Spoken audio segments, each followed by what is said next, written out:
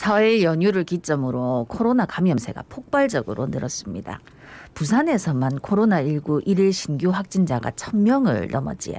그런데 앞으로 더 많이 나올 거라는 걱정이 계속되고 있는데 이렇게 확산세가 빠르게 커지다 보니 정부가 어제부터는 신속 항원 검사를 동네 병의원으로 확대했습니다. 어떻게 달라진 건지 함께 알아보면서 코로나19 상황 진단해 보겠습니다. 예, 대한가정의학회 코로나19 비상대책위원이죠. 동아대학교 병원 한성호 교수 전화 연결돼 있습니다. 안녕하십니까, 안녕하십니까. 교수님. 예, 안녕하십니까. 야, 1,777명. 예, 1777 어제 오후 2시까지 확진 판정을 받았습니다. 부산의 코로나19 상황이 확진자 수는 정말 가파르게 급증하는 것 같아요. 전해주실까요? 맞습니다. 1월 말에 800명 사이였는데 일주일 채 되기 전에 어제 오후까지 1,777명이니까 아마 최종 발표를 하게 되면 오늘은 2,000명 전후의 숫자가 확진으로 발표가 될 것 같습니다. 예. 해운대구 요양병원이나 기장군의 요양병원, 그다음에 그 어르신들이 많이 계시는 그런 곳에서 주로 집단 감염이 많이 발생되고 있어서 추가로 위중증 환자가 발생할까 우려를 하고 있습니다. 1월 첫째 주에 3.1%였던 오미크론 그 변이 검출률이 넷째 주에는 7.1%로 완전한 우세종으로 자리를 잡았고요. 다행스럽게 위중증 환자는 지금 숫자가 줄어서 일일 평균 45.8명에서 36.7명으로 감소를 했고, 그래서 중환자 병상 가동률도 21%, 일반 병상 가동률은 44.7%로 줄었지만 생활치료센터 병상 가동률은 88.8%로 증가되어 있는 상태입니다. 예. 다른 나라 경우를 보면 이제 오미크론 확진자 수가 정점을 찍은 다음에 그 다음에 또 좀 줄어든다 이렇던데 지금 상황으로 봤을 때 우리는 정점은 언제쯤일까요? 이게 참 금방 이렇게 됐으면 좋겠습니다만 현실적으로 봤을 때는 최소한 2, 3개월 이상은 이게 확진자가 계속 증가될 확률이 굉장히 높습니다. 그래서 이제 전문가들의 추정으로는 한 6월에서 7월 정도 돼야 오미크론의 어떤 이런 걱정을 좀 덜지 않을까 생각을 하고요. 예. 아마 정점은 아마 3월 그 전후로 정점을 찍을 거라 예상을 하고 있습니다. 물론 일부 학자들은 진화 생물학적 측면에서 봤을 때는 이런 오미크론 확산세가 향후에는 코로나19를 극복하는 마지막 고비가 될 거라는 이야기도 하지만 새로운 변이가 어떻게 출현할지 모르기 때문에 그런 부분은 좀 이런 판단이라 생각이 되고요. 앞으로 한 달에서 두 달 사이가 가장 큰 고비라고 생각이 됩니다. 예. 앞서 이제 중증 환자는 좀 줄었는데 생활치료센터는 88% 정도 된다. 네. 지금 이용률이. 근데 당장 생각하면 생활치료센터 이렇게 많아지면은 의료계 공백이 생기는 거 아니야라고 생각할 수도 있지만 지금 재택 치료를 권하기 때문에 워낙 확진자가 많아지면서 우리 가족에게 옮기면 어떡하지 하는 마음에 오히려 확진된 분들이 생활치료센터에 서로 들어가려고 한다. 그 차이는 조금 말씀을 해주셔야 될 것 같아요. 맞습니다. 생활치료센터는 실제로 재택으로 치료하기 어려운 피치 못하는 상황, 예를 들면 고시원에서 생활한다든지 이런 분들은 고시원 같은 곳에서 재택치료를 하시기가 어렵지 않습니까? 네네네. 그런 분들은 생활치료센터로 적극적으로 안내를 해드리지만 그렇지 않은 대부분의 분들은 재택치료를 원칙으로 하고 있습니다.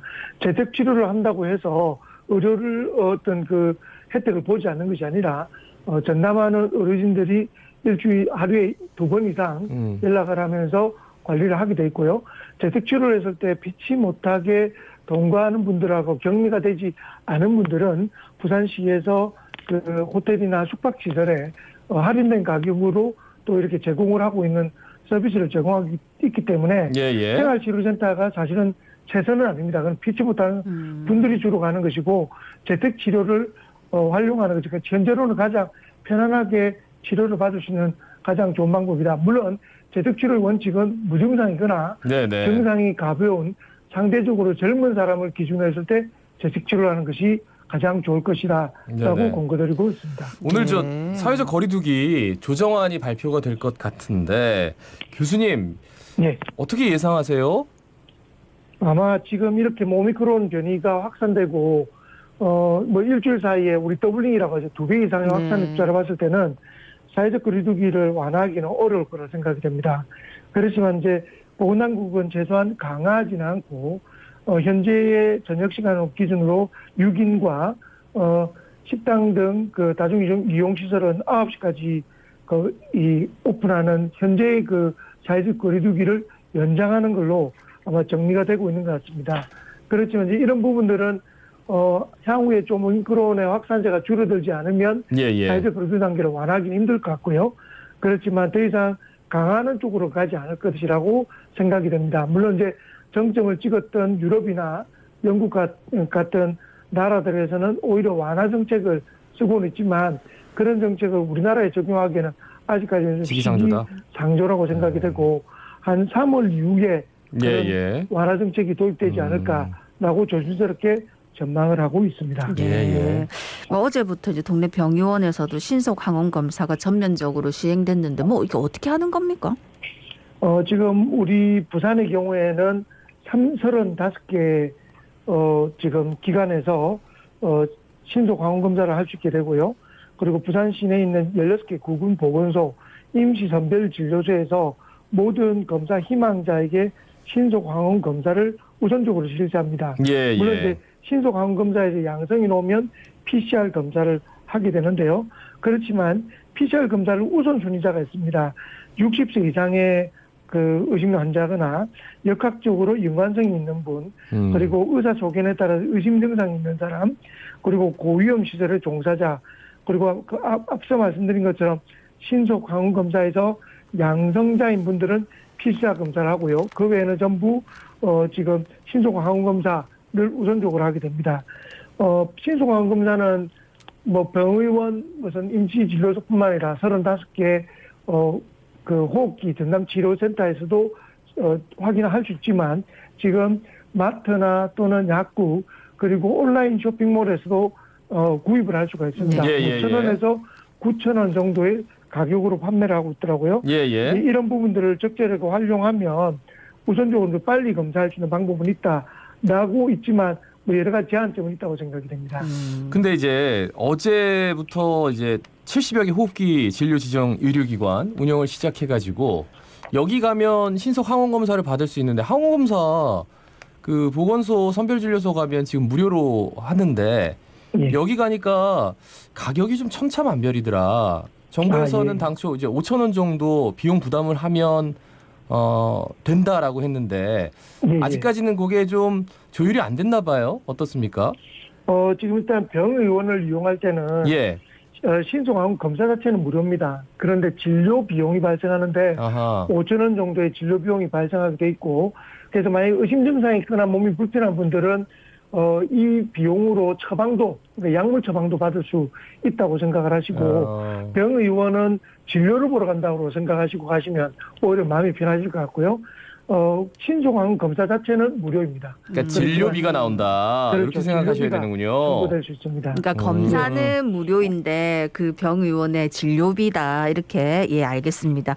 근데 아까 이제 자가 키트 얘기를 하셔서 그런데 집에서 할 때 뭐 어떻게 하면 조금이라도 더 검사 결과가 정확하게 나올 수 있을까요? 이게 뭐 검사 방법은 키트에도 나와 있고 동영상도 많이 검색할 수 있기 때문에 방법은 잘 나와 있는데요. 꼭 기억하실 거 몇 가지만 말씀을 드리면 이게 결국 코에 있는 코로나19 항원, 다시 말해서 바이러스를 검출하는 거기 때문에 바이러스가 제대로 많이 나오게 하는 게 중요합니다. 그래서 첫 번째는 코를 좀 충분히 풀어서 콧물이 있거나 이물질이 많으면 검사가 당연히 정확하게 나오기 힘듭니다. 그래서 코를 풀어서 코에 있는 이물질을 충분히 제거하는 것이 중요하다. 그리고 코를 이제 키트를 면봉을 안쪽으로 넣어서 코 바깥쪽 말고 안쪽에 있는 쪽에서 충분히 돌립니다. 벽면을 따라 돌려서 코에 있는 점막에 있는 우리 바이러스가 충분히 묻어나올 수 있게 10분 이상 원을 그리면서 문질러 주는 것이 중요하고요. 그리고 이제 이 튜브라고 하는 검체 추출 통에 집어넣게 되는데요. 이때도 충분히 잘 젓고 그리고 좀 짜서 이렇게 그 면봉을 짜서 빼내는 것이 중요합니다. 그래야지 이 검체통 안에 많은 항원이 있게 되거든요. 그러고 난 뒤에 이 3-4방울 정도를 떨어뜨리는 방법으로 검사를 하게 되는데요. 가급적 가장 잘 못하는 것이 코에 이 콧물이라든지 이물질이 많은 상태에서 하는 것과 충분히 안쪽을 찔러서 검체를 채취하지 않고 코 바깥쪽에서 그냥 대충 이렇게 하게 되면 확률이 충분히 떨어지게 됩니다. 네네. 그렇기 때문에 많은 검체, 다시 말해서 항원이 놓을 수 있도록 코 안쪽 쭉 찌르고 예. 그리고 깨끗한 상태에서 검사하는 것이 가장 중요하다라고 강조드리고 싶습니다. 그러니까 PCR 검사 받아보신 분들은 상당히 많이 들어갑니다. 그쵸, 그게 위로 그 쑥 면봉이. 그런데 예. 그 자가진단 키트 저도 사용해 봤는데 거의 한 2cm 해가지고 PCR 검사가만큼 이렇게 코에 안 넣어도 되긴 하더라고요. 예, 예. 그런데 한 10회 정도 이렇게 돌려가지고 양쪽 코에서 이렇게 예. 하라고 해서 근데 아무래도 자기 코니까 좀 무서워가지고 그렇죠. 섣불리 이렇게 예. 면봉을 깊숙이 넣지를 못해요. 예. 오히려 자기 코니까 편안하게 자기가 보일 만큼 조심스럽게 하면 됩니다. 네. 저도 사실 PCR 검사를 할 때도 의료인이기 때문에 오히려 이제 제가 직접 하기도 하거든요. 예, 예. 그렇게 되면 오히려 제가 하면 더 깊숙하게 조심스럽게 잘 하게 되더라고요. 조금만 조심해서 하면 충분히 검체를 얻을 수 있을 것 예, 같습니다. 하기 전에 코를 깨끗이 하자. 예, 꼭 주의하겠습니다. 예, 예. 본인이 할 때는 본인이 하니까 좀 예. 안 아프게 깊게 이렇게 예. 하시라 이 말씀. 아니 근데 교수님 좀 내가 미열이 있거나 증상이 조금 있는데 요 검사를 했는데 음성이 나왔다. 아 그러면 안심해도 되는 겁니까? 절대 아닙니다. 음성이 나와도 확진자와 밀접하게 접촉했거나 코로나19가 의심할 수 있는 증상이 있다면 그 검사상 음성이라도 나는 코로나19가 아니다라고 절대 확신하시면 안 됩니다. 네네. 대한 그 진단검사학회에서는 정확도 50%라고 이야기하거든요. 그렇기 때문에 가급적 여러 번 검사하면 확률적으로 높아지는 장점이 있고요. 그렇지 않더라도 음성이 여러 번 나오더라도 절대 음성이라고 생각하지 말고 증상이 있으면 보통 이 마스크를 철저히 쓰고 가족들과 좀 거리를 두는 등 최소한의 어떤 방어를 하는 것이 향후에 확산을 시키는 데 막는 게 아주 중요하다. PCR 검사만큼 중요하지 않다는 것이 정확하지 않다는 것 꼭 기억하셨으면 좋겠습니다. 예. 어디까지나 이제 중간적 도구다. 예, PCR 예. 검사만큼은 아니다라는 말씀 새겨 듣겠습니다. 말씀 잘 들었습니다. 고맙습니다. 고맙습니다. 예, 건강한 주말 되십시오. 예, 동아대학교병원 한성호 교수였습니다.